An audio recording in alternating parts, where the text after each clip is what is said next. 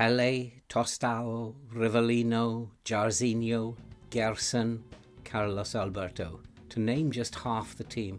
Probably the greatest attacking football team I have ever seen in my life, and it has been a fairly long life.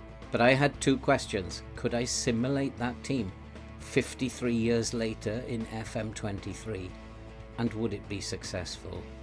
Well, the answers to those questions are yes and yes. Let's go and kick some balls.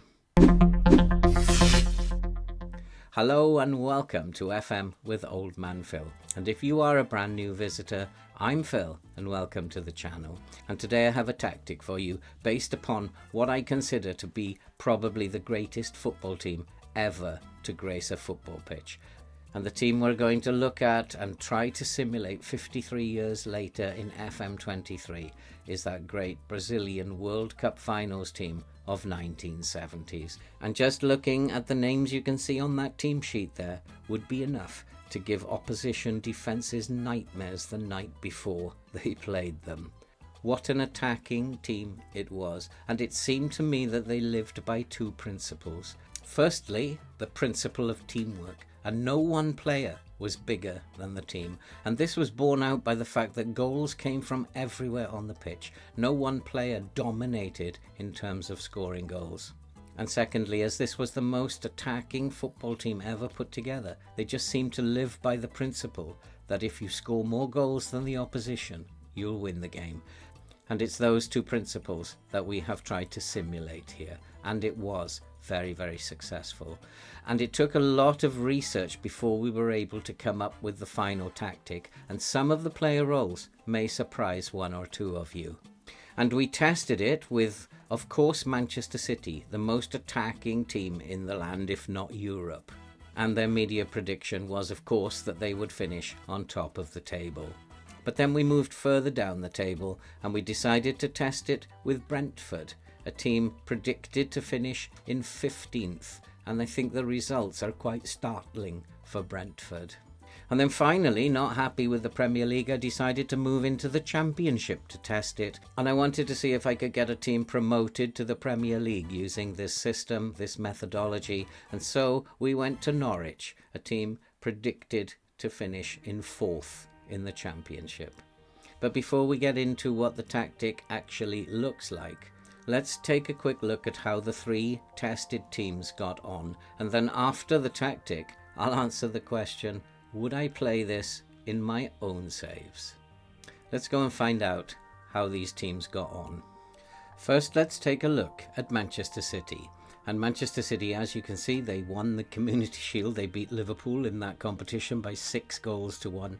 They also won the FA Cup, winning the FA Cup by 2-1 in the final. They also won the Premier League, but I was a bit shocked by what happened at the end of the season, which accounted for the fact that they were also knocked out in the semi-final of the Champions League by Bayern Munich. And if we have a quick look at their performance on the pitch, it was an absolutely amazing performance in reality. They started the season well, they never let up, and in the middle of the season they almost looked unstoppable. But as they got to the end of the season, and in particular in May, they suffered a very, very serious injury crisis where 8 of their key first-team players were injured, including Haaland, Alvarez, De Bruyne, and many, many others. And it was this that meant that their form totally deserted them, and that probably cost them their place in the Champions League final. And they also lost a great deal of points in the Premier League. And if that had not happened, then I think they would have won the Premier League by a lot more points. But overall, throughout all the competitions, they scored 189 goals. And in the Premier League, they scored 140 goals. But they did concede 40. And this ties in with the fact that they were playing, like Brazil, attacking football, and the mentality was such that if we score more goals than the opposition, we will win, and that is exactly what happened. If we have a quick look at the stats, you can see that they scored the most goals, 104. Fewest goals conceded. They were only in 5th, conceding 40 goals, which is quite a surprise, but given how attacking they were playing, not really a big surprise. They weren't top in terms of possession. They came second in terms of possession, but it was a very close run thing with Arsenal, and that is pretty good. 58% possession overall. In terms of the squad and in terms of goals scored, well, of course, you would expect that Haaland dominated proceedings, despite the fact that he missed 10 games in the season through injury. He still managed to score 71 goals and get 11 assists in 49 appearances. Elsewhere, though, goals were evenly distributed. Bernardo Silva getting 22, Kevin De Bruyne 18, Jack Grealish 11, Phil Foden 10, Alvarez 9, Declan Rice 7, and so on. Goals were fairly evenly distributed throughout the team, which ties in with the concept of the Brazilian teamwork ethos. But of course, given that Haaland is in FM23, you would expect him to dominate proceedings. And so for Manchester City, the tactics seem to work very nicely, and I would consider that to be a very successful season for them. It could have been better if we had not suffered that injury crisis very late in the season, but that also happened in one of the other saves, and it might be something that has to be considered when you're looking to play this tactic. And so on to Brentford, and they were predicted to finish in 15th in the Premier League, and they finished in 10th.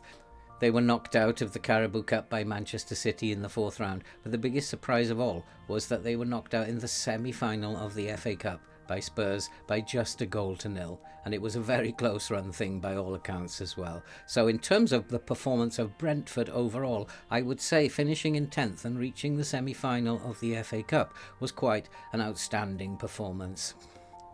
In the league, they played 38, of course, and they won 15 and lost 16. They drew 7.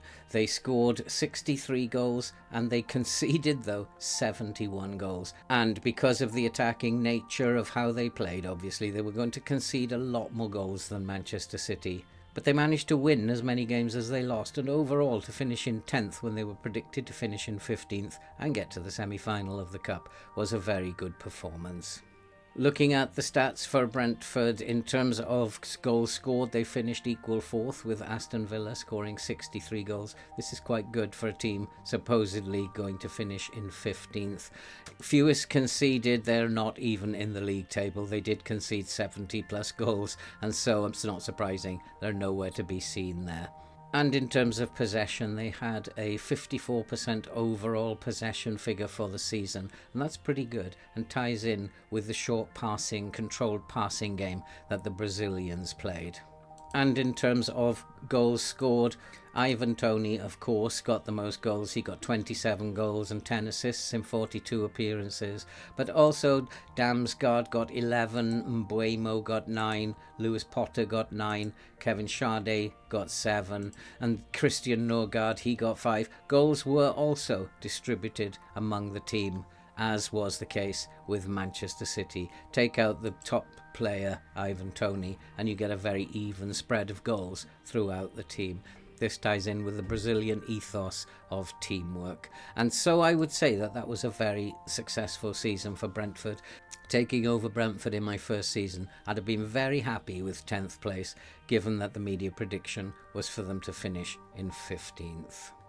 And finally, we tested it with Norwich in the Championship, and Norwich won the league quite comfortably, although they did suffer in the same way as Manchester City at the back end of the season, and their form really suffered after they were also subject to a really desperate injury crisis which started to occur around about the end of February, and that towards the end of April they really suffered in terms of their league form. But overall, they had an amazing season, and they finally won the title with 97 points from 46 games. And in terms of the league table, they played 46. They won 29, drew 10, and lost 7. They scored 101 goals, but they also conceded a lot of goals with 49 against. If we take a look at the team stats, then you can see they scored the most goals, 101 in 46 matches, and fewest conceded. They ended up in 5th place, conceding 49 in 46 games. A little high for a team like Norwich, but if you're going to play attacking football like that, you can expect that to happen. Most possession, they finished 2nd with a possession rate of 59%, which is very high, just a couple of percentage points behind Middlesbrough. And so that also ties in with the ethos of the controlled passing game. And looking at the goals scored, Pukki got 29 goals in 39 appearances. Marquinhos got 17 goals. Josh Sargent 16 goals. Ekuban 16 goals. Again, you get the impression that the goals were spread out among all the team members, and so it was a really solid team performance. But the biggest surprise of all with Norwich came in the Carabao Cup, when they've managed to make it to the final, and they lost in the final to Liverpool in extra time to a penalty by Salah, and so they lost that final by just 1-0. They almost won the Carabao Cup. So I would say for Norwich of the Championship, this was an extremely successful season. They were knocked out in the 4th round of the FA Cup by Nottingham Forest, having beaten West Ham in the 3rd round. And so overall, I would say that this was a really successful season for Norwich, and that the tactic worked extremely well for them and got them promoted to the Premier League, having been predicted to finish only in the playoffs. But now it's time to take a look at how we set up the tactic. And so to the tactic itself, and we ended up having a very attacking 4-2-4, pretty much how they played. It was a very aggressive attacking system that they played. And at the back they had a sweeper keeper on support. Now I know that role didn't exist in the past, but he did spend a lot of his time outside his box linking up with his defenders and the central midfielders in front of him. He had no additional instructions in our tactic. Then on the right of defence we had a complete wing back on attack. He had no additional instructions. Carlos Alberto was the original complete wing-back. He was overlapping, underlapping, he was defending inside, he was the complete player on the right-hand side, and so it was natural to put him as a complete wing-back on attack. Next to him we had a central defender on defend. He was instructed to stay wider, tackle harder and mark tighter. And then alongside him we'd have a ball-playing defender on defend with the instruction to mark tighter, and his job was to carry the ball. They were great dribblers, and he would carry the ball into midfield before linking up with the 2 people in front of him. And then next to him was just a fullback on support. He had no additional instructions, and his job was mainly defensive, but he could get forward into these positions and provide attacking opportunities for the guys in front of him. And then in midfield we had a defensive midfielder on defend. His instructions were tackle harder and mark tighter. And his role was primarily defensive, but often he would just get forward when the time was right and create an attacking threat himself. And next to him, a Segunda Volante on attack. In the Gerson role, he was told to take more risks, dribble more, and tackle harder. And these 4 players were given the instructions to tackle harder and mark tighter because this was part of an overall plan that the coach had, and that he said that in order to take on the European teams, the Brazilians had to become more aggressive out of possession. So that's why they mostly had this mark tighter or tackle harder instruction. Primarily, Gerson was a defensive-minded midfielder, but he would also get forward very aggressively, carrying the ball into dangerous positions outside the penalty area. He would also be the playmaker, spraying passes out wide and spraying passes over the top. He was the go-to player in this team, so the Volante role seemed to fit him like a glove. And then on the right wing, the Jairzinho role, we had an inverted winger on attack. He was told to shoot less often, but his role and the way he played was to cut inside with the ball. He would also overlap when the fullback underlapped, and he would cause havoc in the main in front of the defensive back 4, linking up with players and taking aggressive shots from outside or just inside the box. He was a very, very good winger, but his main job was to come inside. Similarly, on the left, the Rivellino role, this was quite difficult to work out in the beginning because he lacked pace, and I wondered if he should be playing down here as a wide midfielder. But he had very aggressive dribbling skills, and so I decided that the best role for him was an inverted winger on support. Again, coming inside with the ball, causing lots of problems in front of the central defenders and looking to pick out a pass to the players running past him. This was a very, very important role, and he was a very, very important ball carrier for the Brazilians. This inverted winger in the tactic has no additional instructions. And then up front, in my opinion, Brazil didn't play with highly attacking forwards. What they had was Tostão in probably a deep-lying forward role. He would often be found in the centre circle, aggressively winning the ball back. He would often be found in an attacking mid-position, linking up with players running past him. But he would also be aggressive, getting into the penalty area himself. I decided to play him as a deep-lying forward on attack, and he had no additional instructions. And then next to him we had Pelé. And Pelé, in my opinion, was not a forward. He was more like a false nine. And he would sit in these positions. He would aggressively get into the box when needed. But mainly he would sit around here using his passing and vision skills to provide opportunities for people coming outside him or coming inside him. He was not a striker, in my opinion. He played very much as a false nine. And so in the Pelé role, we've decided that he should be a false nine on support.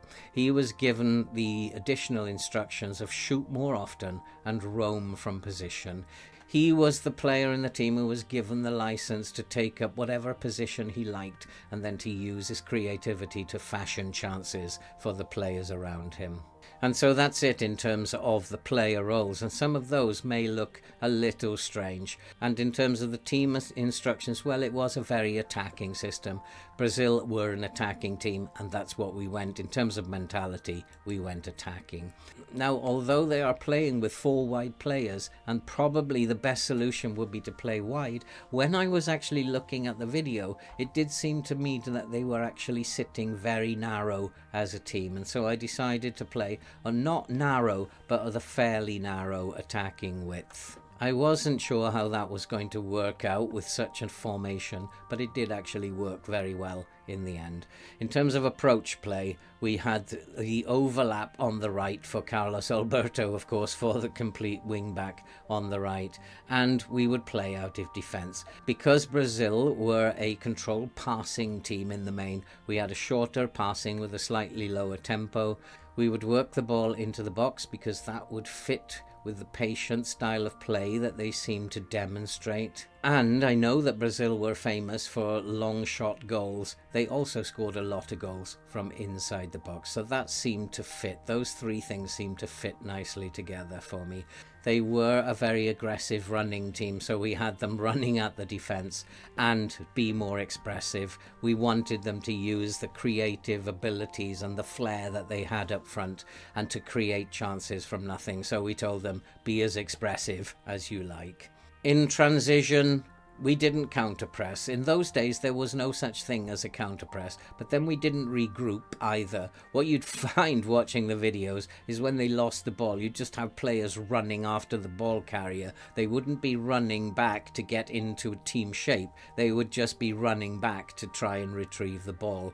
And then when possession had been won, I decided in the end that they should be counter-attacking. There is some dispute as to whether Brazil were a counter-attacking team, but time after time when I was watching the videos of Brazil scoring goals, the commentator would say, another example of a brilliant Brazilian counter-attack. So I believe they did counter-attack, and they counter-attacked very effectively. Even though they played a short passing, controlled passing, patient game, they did counter-attack at pace when the time was right. And when the goalkeeper was in possession, we just told him to distribute to the back line and to roll it out.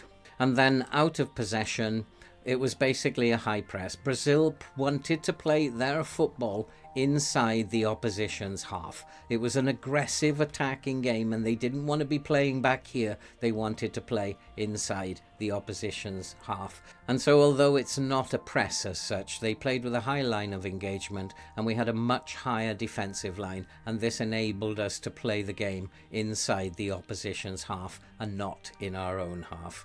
Trigger press, we had that set to more often. Trigger press is probably inaccurate for the time. There was no such thing as a trigger press. It was just called closing down, and the player nearest to the player with the ball would close down the space in front of him. And Brazil did close down very aggressively, and so the trigger press was set to more often.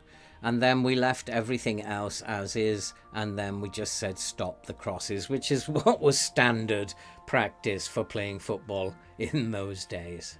And so that's it for the tactic. It's a tactic that I found was very, very successful. Certainly with Manchester City, to a limited degree with Brentford, and very much so with Norwich. All three teams had particular success using this particular tactic. It's very attacking, very high risk. You will score a lot of goals, but you will also need to be prepared to concede a lot of goals as well. And so to the question, would I play this tactic in a save of my own? Well, the answer to that is yes and no.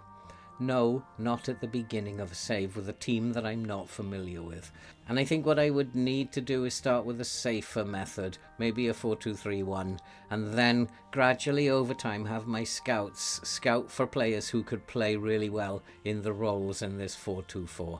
But if you do like high-risk football, if you do like to score a lot of goals and you don't mind conceding a few, then this just might be for you. And that's it for this video. I hope you enjoyed it, and I'm sure that many of you will give it a try. But as a disclaimer, I am going to say that it is not a plug-and-play tactic. I have only tried it with 3 teams. It may not work for you.